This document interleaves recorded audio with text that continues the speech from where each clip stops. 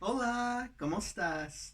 My name is Lucinda Miu. I am a drag performer and burlesque performer here in Toronto, Ontario. I am also a full-time costume designer and stylist. And once I see these costumes, these fashion costumes, what character that would be. I'm here today to talk to you all about costuming, about what you can do to really elevate your drag persona to be what you envision in your brain. I'll be giving you some questions that you can think over about who your character is. I'll be giving you tips and tricks on how to elevate your costume so that they really pop on stage. And I'll also be showing you what it looks like when I am drafting a costume, sewing a costume, and putting things together. I have been sewing for 14 years, for about half of my life. And in those 14 years, I have made a lot of mistakes. And it's because of those mistakes that I've made that I have even a clue of what to do right. I am self taught, I never have taken a sewing class. So I'm really here to kind of show you how to do something for yourself with the tools that you might already have at home. So, what do you say we begin? When I first started developing my drag character, I thought about all the things that I love, the media that I digest, the music that I would want to perform, and tailored my appearance to that. I am a person who loves old Hollywood. I love vintage clothing. I love vintage music. I also like weird movies, surreal movies. I love horror movies. And drag at its core is kind of an amalgamation of all of our favorite things actualized into a character that we are, right? So I really loved Mad Men. I was obsessed with Mad Men when I was first discovering Lucinda.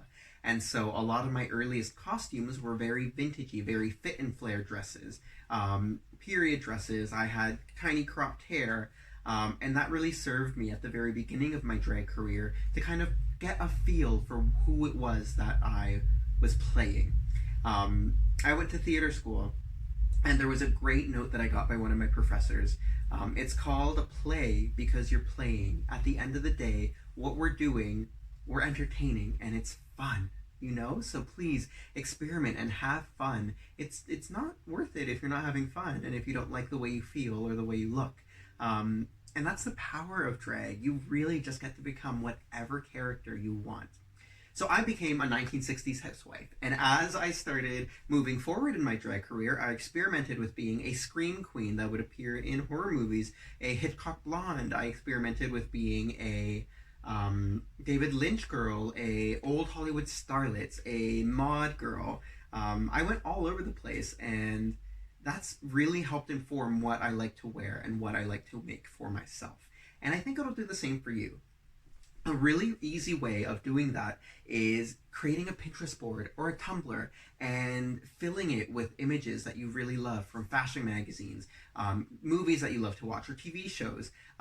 Going through these websites, collecting these images of clothing that you like or styling that you like. Will really help specify who your drag character is in your mind so that when you do go to a thrift store or you do go fabric shopping, you have a little bit more of an idea of what it is that you're going after. If after doing all of that thinking and all of that mood boarding, online mood boarding, you're still a little bit confused as to what you want to look like or what you want to do with an outfit, there are still some more tips that you can do. One thing to always think of is what it is your silhouette is going to be.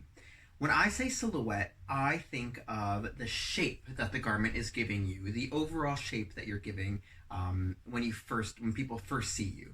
It's the outline that you're giving. The outline that I'm giving right now is a very simple one. It's just a A-line dress. Nothing too fancy about it. But other silhouettes that I love are fit and flares. I love high necks, ruffles, big poofy sleeves, mermaid dresses. There are a ton of different silhouettes that you can play with, and you should play with to find what flatters you. For silhouettes, a lot of different costumes will require different things underneath. A lot of performers, myself included, love to corset. And to corset means to really bring in your midsection nice and tight. Other performers instead will pad out their hips if they're going for a more woman illusion. Um, Others will wear butt pads or boobs, or if you are a drag king and you want to give the illusion that you have some manhood, some people will stuff in their underwear. And there's no shame in that. It's all about creating a new shape for yourself. So you can do that with corsets and pads and all of that, or you can just do that with your fabric. I'm a performer that doesn't pad all that much. What I do instead is focus on adding interest to my hip area to balance out my shoulders. So I'll add ruffles, or I'll add fringe or something that kind of gives balance to your overall shape. Another tool I want you to use if you're still not sure about what you want to look like, or if you just need a little bit more inspiration, is YouTube, specifically to find fashion shows. Fashion shows are an incredible resource for you to watch if you want to try new things, if you want to see the newest trends, if you want to see how you can push just everyday wear into being something a little bit more theatrical. I spend a lot of time researching fashion shows. Not only is it a passion of mine, but it also does give me an idea of where fashion is going, what silhouettes I can try. There are a couple of fashion shows that I want you to watch as homework, but don't worry, it's going to be a lot of fun. So the first one is Mugler 1995 Fall Winter. That one is one of the best fashion shows that has ever occurred because it is so theatrical. Mugler is very well known for the nipped waist, the illusion of bigger hips in the construction, high collars, business power suits, but pushing it to its most extreme. That's something that you can all do with your costuming, is to just push it a little bit further to elevate it from just being mall wear into being something theatrical and extravagant and exciting. Another fashion show that I personally really loved, you don't have to watch this one if you don't want to, but it's the Louis Vuitton Spring Summer 2008 collection. They all came walking down. They all came walking down an escalator wearing checker print, and I fell in love with what I saw. So much so that I made my own. So this is an exact replica of one of the outfits that they wore in this fashion show, and if I hadn't seen it, I would never have made this. When I wear this now, I perform a lot of 1960s mod numbers, and that's a new character that I would never have experimented with if I hadn't had seen this fashion show. So again, remember, Mugler 95 Fall Winter. A lot of the outfits in my collection have been inspired by movies and fashion shows, and this one is no different. So this one I did thrift, but I wanted to give it a little bit of an extra special edge to it. And right before I went to the thrift store, I was watching a Victor and Rolf fashion show where all the models came out and they had these giant faces on their bodies. And when I saw that and then I saw this dress, everything just clicked. I thought, oh, I know how to take this to the next level. I know how to push it a little bit more so that it's not just a pretty dress and it's something a little bit more interesting. I used red vinyl and I just hand stitched it onto this dress and made it something that nobody else has. Thrift stores are a great resource for quite a few reasons, and I'm going to go into them now. But first, I'm ready for a wardrobe change. Are you? Hola, I'm back, and oh my goodness, would you look at this. I haven't worn this outfit in a long time, and I don't know why. I love this. You know who I feel like? I feel like Roxy Hart in Chicago when she's about to go into the courtroom, and she's talking to her lawyer, and she goes, I feel like a Woolworth's lampshade. That's exactly what I feel like now. Anyway, another thing, if you haven't seen Chicago, watch Chicago. Musicals, Broadway, great costume resource. Anyway, I want to talk to you about thrift stores and why they will be your best friend if you're just starting out drag or if you're just learning how to sew and trying to teach yourself. So here are 3 dresses that I still own that I got originally at a thrift store. And I did a bit of work to these 2 right here, and I didn't do any work to this one right here.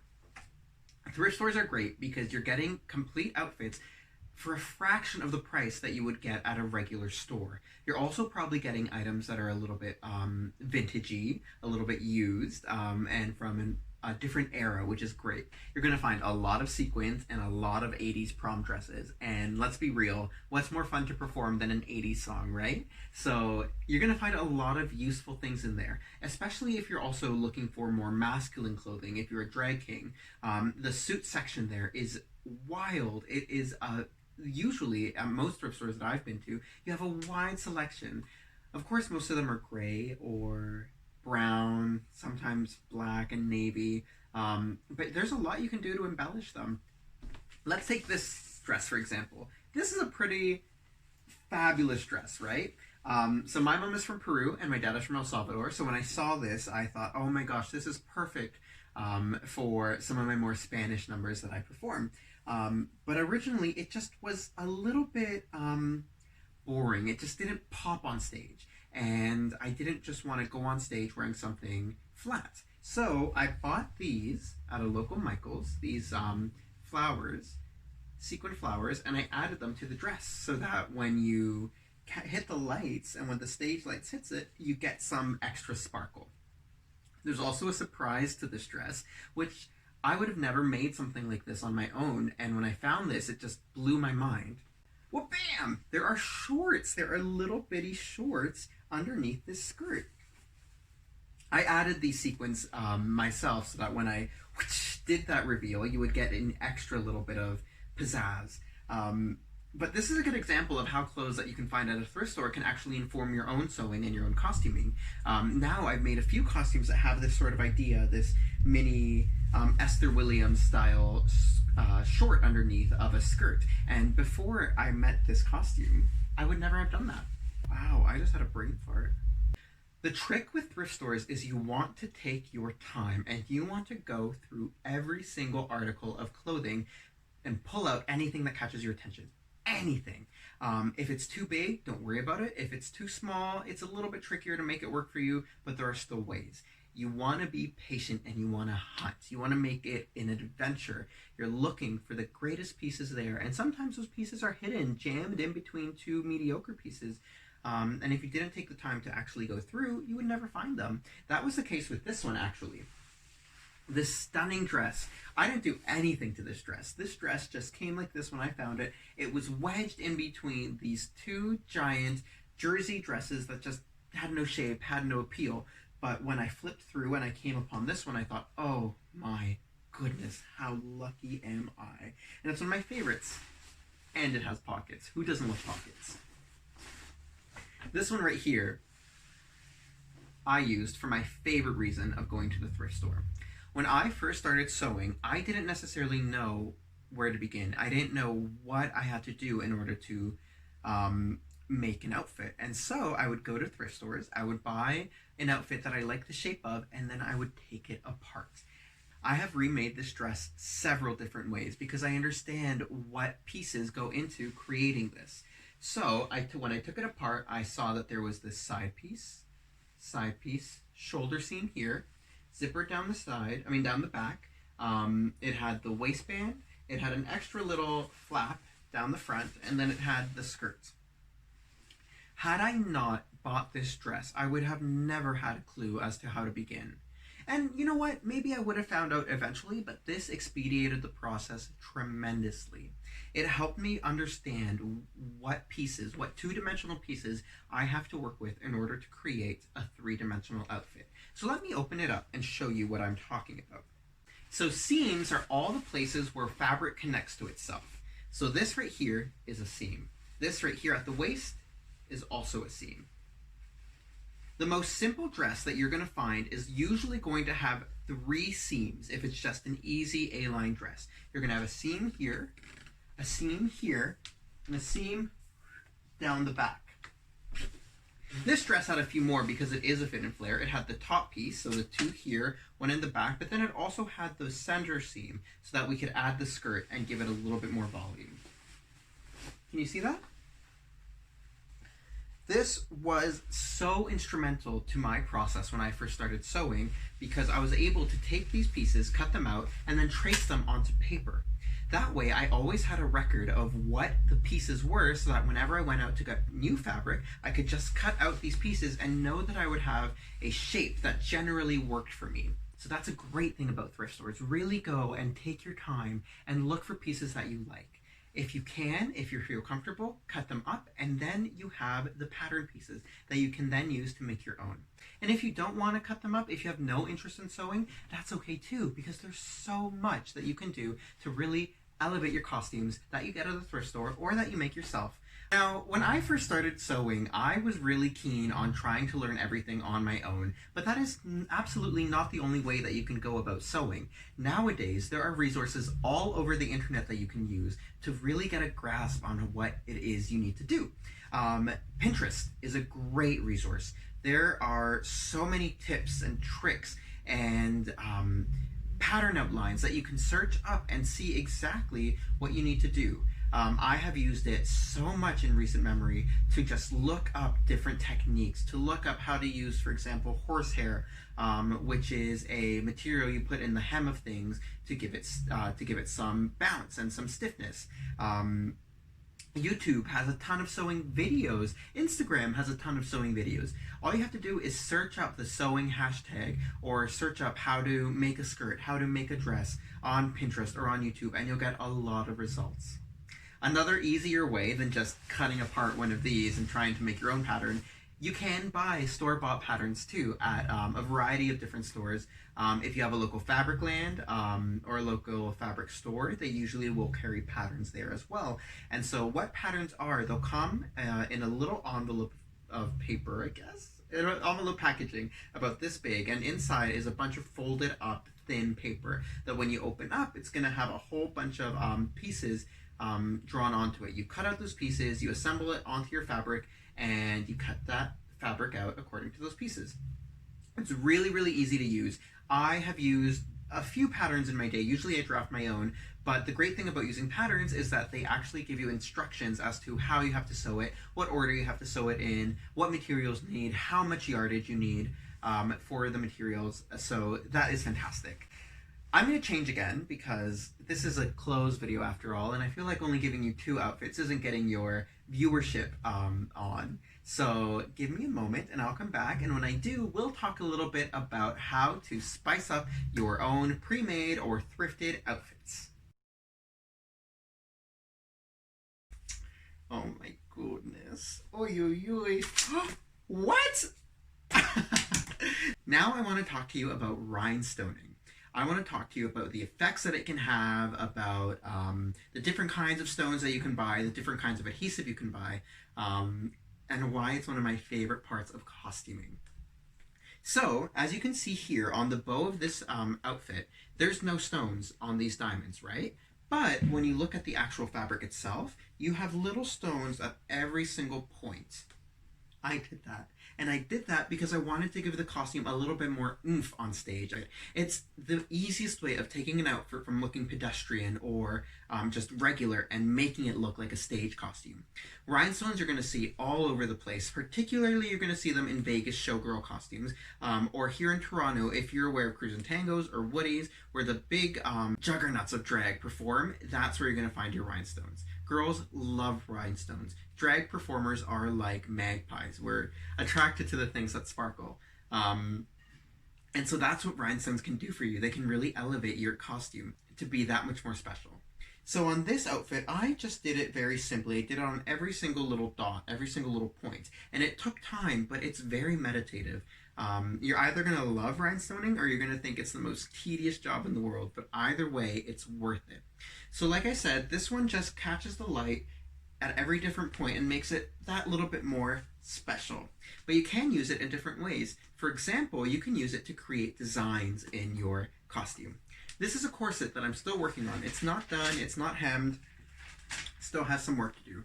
But you can see here, with all these rhinestones that I've added, just how different it makes the actual corset.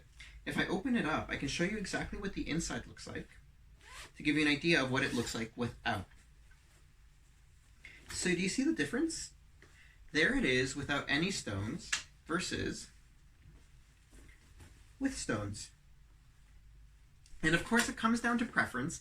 I know a lot of performers who don't like using stones for one reason or another, but I happen to be a huge lover of stoning. So that's one example. Here's another corset. And the reason I'm showing you this one has tiny black stones, so I don't even know if these will pick up. But this is something I kind of did for myself to give it, like I said, a little bit more dimension. And again, here it is with the stones versus without, right? It just makes it a little bit more eye-catching when you're on stage. Your costume is helping you tell a story or move or catch the eye of the audience members. It's an extension of yourself. So all these stones help you catch just those many more eyes, those many more, ooh, what's that? What's that twinkle? Oh my gosh, let me watch this.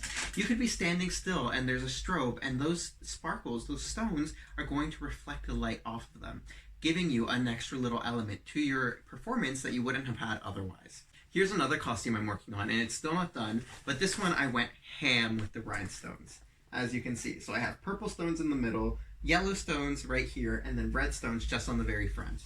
Haven't done it on the back, and you can see it illustrated so well here. If I went out and performed in this, it would be fine. It's an eye-catching color, it's a lot of fun, it's pretty standard. But with this, like, it is just a whole different experience. And that experience is yours to choose. You can choose to do something like this. You could choose to do something like this. But those options are there for you to explore. Now, you've probably seen Swarovski crystals, and you've probably heard of them. What are Swarovski crystals? Well, they are glass-cut crystals, glass-cut rhinestones that have a lot of different faces cut into them, so they refract a lot more light than just your average rhinestone. They are beautiful on costumes, but they're not the only thing that you can use. You can also use the other kinds of rhinestones. This right here is an acrylic jelly stone. What that means is that the stone is actually plastic, a colored plastic that then has a coating put on the top that allows it to refract the beautiful colors.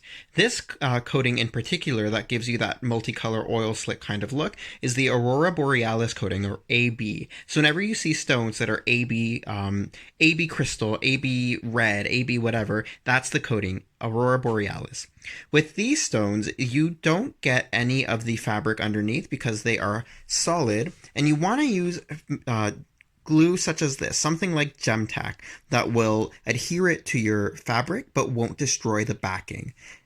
Glue like E6000 is incredibly popular to use with stoning, but it is not only toxic, you do want to wear a mask when you work with it. It also can eat away at plastic backing, so I would only recommend using this on glass stones like Swarovski or high quality rhinestones. Here's another example of the jelly stones with the AB coating. These are the ones that I used in front of this costume that I showed you earlier. And so the great thing about these is that you can really get an electric pop of color that you wouldn't be able to get with just clear rhinestones.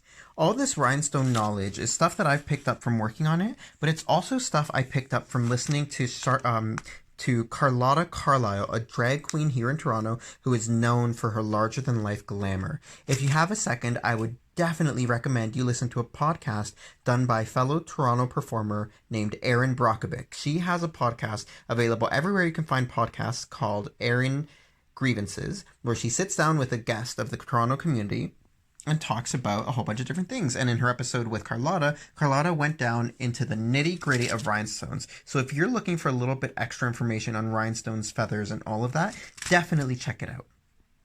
Another really easy way to jazz up your costumes that you've made for yourself or that you bought at a thrift store is with fringe. Why? Because fringe has movement. And when your costume has movement on stage, you're performing, but your costume is also performing. So you have that double whammy of interest to look at. Here's a corset that I made for myself, a cow corset. Growing up, sorry, I have to zip it up. Growing up, I loved cows. And so when I found this fabric, it seemed perfect. So I added trim just to the bottom. Remember earlier how I talked about adding interest to the hip area because I don't really pad? This is a perfect example of it. Actually, so is this. Hope you can see that, but just little ruffles down there to give some interest, some balance, some proportion. Anyway, sorry, back off my tangent. Fringe just moves with you. It gives your audience something else to look at, and it genuinely helps your performing. I didn't start off as a dancer. I started off as an actor and as a sewer. So I knew when I came into the drag world, I needed all the help I can get, which is why I infused my costume with all these details. Here's another one, and this one is a lot of fun. I kind of wanted to go for a coconut look, so I put all these strips of fringe onto this mesh so that when I move, you can see my body underneath and make it a little bit escandaloso. You can get fringe at any fabric store in the trim section. You can also get upholstery fringe, which is actually what I used for this. And they have different textures to them. This one is a lot heavier, and I actually made 6 layers of fringe on top of each other to give it this weight. Whereas regular fringe will be more silky and a little bit more fluid when it moves. So here I found some regular fringe that you would use in costumes for burlesque or drag or what have you. This is fringe that is a lot more silky than this fringe, which as you can see, it's a little bit more coiled. This is upholstery fringe versus actual garment fringe. Now, in order to get a good effect with the fringe, you're going to want to use quite a bit of it. Just one layer will give you a little bit of movement, but if you really want that wham bam, thank you ma'am kind of look, you're really going to want to double, triple, quadruple up on it so that you have that interest. So this is just one little section of fringe, and like I mentioned before, this, as you can see here, is about 6 different layers on top of each other, which is what gives it that bulk, that weight to it. Now, if you're somebody who is curious about sewing your own costumes for whatever reason, either you want to recreate stuff or make things that nobody else has, maybe you just want to get into the habit of sewing, maybe you do sew and you just want a little bit extra pointers to how to customize your own stuff, that's what I'm here for. I, here in Toronto, teach a few of the performers how to do their own sewing, and I teach them how to draft to their own measurements, how to take measurements, how to cut out fabric from muslin to make sure things fit, all of that. Unfortunately, I don't have all the time to show you all now how to do that, but I can give you an insight on the materials that you will need, as well as what a pattern, what it looks like when I am drafting a pattern. I use notebooks for all the patterns I draft. I love them. And as you can see here, I have all my sketches and all my patterns. Let me find something easy for us. Let's see. So this is a pretty standard look at what it's like when I am drafting a pattern for a client. I'll start with the sketch on the left-hand side, and then I'll write the client's name. If I've finished it, I'll do a little check mark, and then I'll do all of the measurements that I need. Now, whenever I'm going in for a consultation or a fitting or getting a client's measurements, I will write down what I need beforehand. So in this case, I needed the shoulders, the bust, the underbust, the waist, the hips. That's end. I needed shoulder to bust, top to bust, bust to waist, waist to hip, waist to end, front crotch, back crotch, bust point to bust point, etc. The reason I write that down before I get there is because oftentimes if I am doing all the writing on the fly, I will mess up. I will put numbers in the wrong spot. As you can see, my handwriting is already not the best, so I need to set myself up for success as best I can. Typically, I'll need the bust measurement, waist measurement, hip measurement, and then the length from the shoulder to the bust point to waist, waist to hip, etc. That's like the most basic measurements that I usually take. Now, for Miss Fiercelicious, I made her a corset, and so this is an example of what kind of math goes into all of the pattern drafting. I need to make sure that all of this, so that up here, that would be the bust, waist, and hips, these numbers, I need to make sure that they match up to these numbers that I have up here. Here's another example of an outfit that I made for a client. This was for Miss Scotto. I made her a disco pantsuit. And so as you can see here, I'll draw out the pattern that I need. So I would need 2 of these pieces for the front and 2 of them for the back. I made this out of the same kind of stretchy material that you see here. So I didn't need to get it 100% perfect. Because it would stretch out to her body. So I need 1, 2 for the front, and then 3, 4 for the back. I needed the waistband, and then I needed the pants patterns. So I need 1, 2 for the front, 3, 4 for the back. Additional pattern pieces would have been the cuff right there, and the bias binding that I used around the sides to make it all nice and neat. But as you can see here, I had 11.75 going across the bust line, because 11.75 times 2 I believe is 2350, and then 2350 by times 2 is 47. When you're looking for a sewing machine, you don't have to get anything super fancy. You just want to make sure of a couple of things. You want to make sure that you have control of your stitch length, because the larger stitch will be weaker than the smaller stitch. You want to make sure that it has a back pedal so that you can secure your stitches. And you also want to make sure that it has a zigzag. When it comes to measuring tapes, you're going to want something that goes at least up until 60 inches, and you're also going to want something that is more of this tape rather than that plastic stuff that your parents probably use or carpenters use that's really stiff and cold. This will allow you to really go around your body and get an accurate measurement to what you need. Now, I work in inches because that's how I've always worked. The larger numbers are just easier for me to divide in my head and work with, but you can absolutely work in centimeters. It's whatever you choose. As for scissors, you're going to want a pair of scissors that are specifically devoted to fabric. When you use scissors on paper or plastic or anything other than fabric, it dulls them completely. Here's my little tip for you. These scissors are amazing to use if you only use them on fabric, and they are from Dollarama. So if there's a Dollarama by you, these I believe are only $3. And the most wonderful thing about them is because they are only $3, if they're accidentally used for something other than fabric, that's okay. You don't have to get upset about ruining a $70 pair of scissors. You can just get a new one. 4-way stretch spandex is very popular in the drag community because you can get it with all these beautiful finishes that are really eye-catching, and they stretch all 4 ways, meaning you can wear them really easily when you're dancing, and you don't have to worry too much about it fitting because it will conform to your body. Now, they are a little bit tougher to sew because they do stretch. If you were just to stitch a straight line onto there, when it stretched, that seam that you made with that straight stitch would pop, and then you would get little holes in your garments. The way to remedy that, like I mentioned earlier, is with that stitch right there, that zigzag stitch. That allows it to kind of go just like that, so that when it stretches, it won't come undone at all.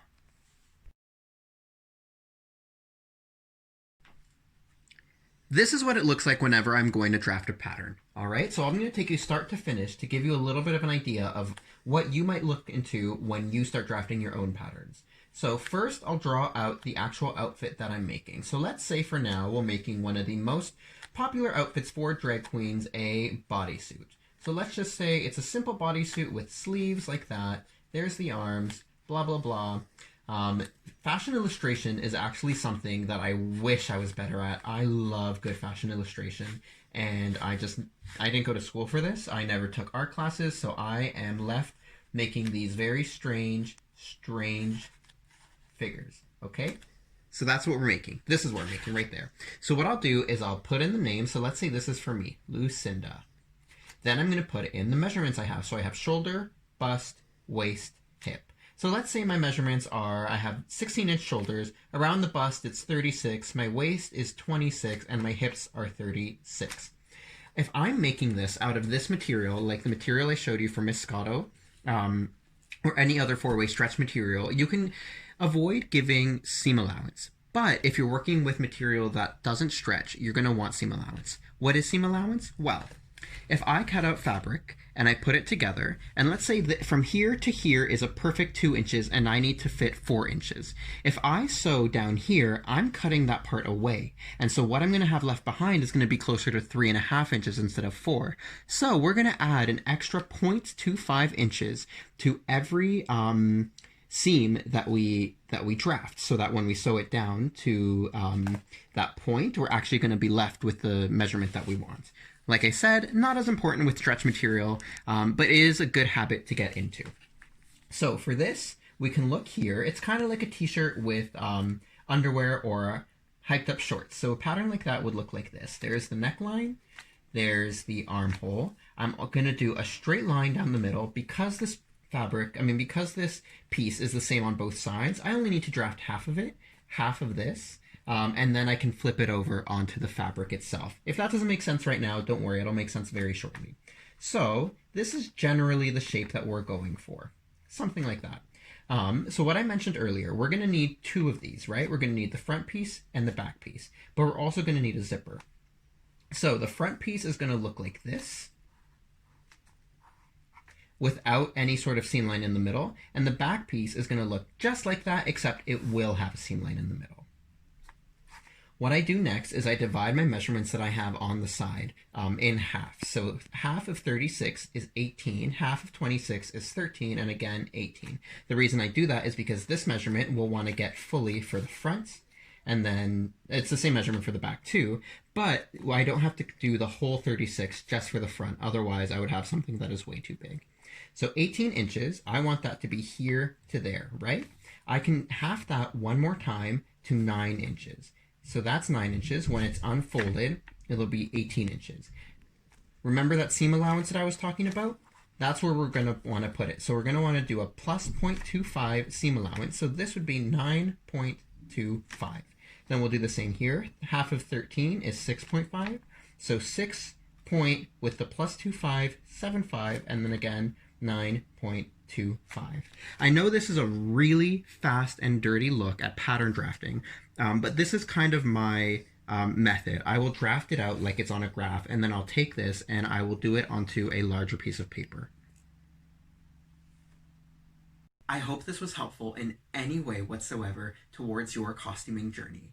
I started when I was 14 years old. Like I said, I'm 28 now, and it has been such a fruitful time, from sewing prom dresses for my friends to sewing my own clothes, now to sewing for fellow drag and burlesque performers and for myself. It's something that I really love to do, and it's something that I hope you love to do as well. I hope you found some tips, some tricks, something in here that is useful to you.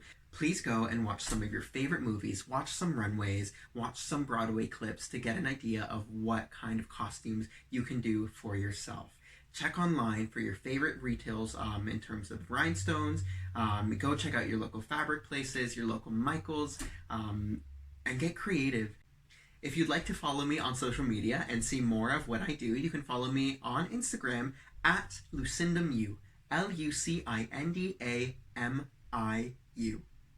Thank you so much for having me. I had a blast.